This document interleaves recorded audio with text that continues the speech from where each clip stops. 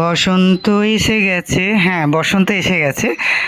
তাই আমার অসহায় দুস্থ বাচ্চাদের নিয়ে বসন্ত উৎসব, মানে এদেরও তো শখ স্বাদ হয়, তাই খুব এই বছর ওদের খেলাধুলা করতে পারিনি ফিনান্সিয়াল প্রবলেমের জন্য।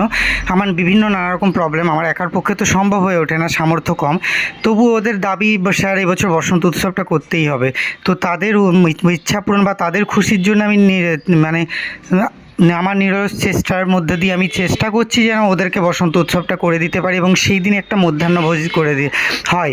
তো দয়া করে সকলে এসে পাশে দাঁড়ানো এই উৎসবটাকে সাফল্যমণ্ডিত করুন এবং বড় করে যাতে হয় সেই জন্য সবাই দলে দলে এসে যোগ দিন এবং আমাদের এখানে আসার আগে আমাকে অবশ্যই জানান। এবং যে যে যোগ্য দিতে চাইছেন এই বসন্ত উৎসবে আসুন।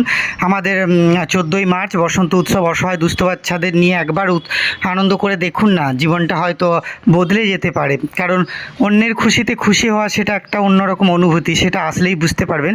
এবং সাধ্যমতো যদি সহযোগিতা করে পাশে দাঁড়ান সেটাও আমরা চিরকৃতজ্ঞ থাকব। দয়া করে আমাদের পাশে দাঁড়ান, সহযোগিতা করুন এবং এই বসন্ত উৎসবে এসে যোগ দিন এবং আমাদের সব অনুষ্ঠানটাকে সাফল্যমণ্ডিত করুন। এই দিন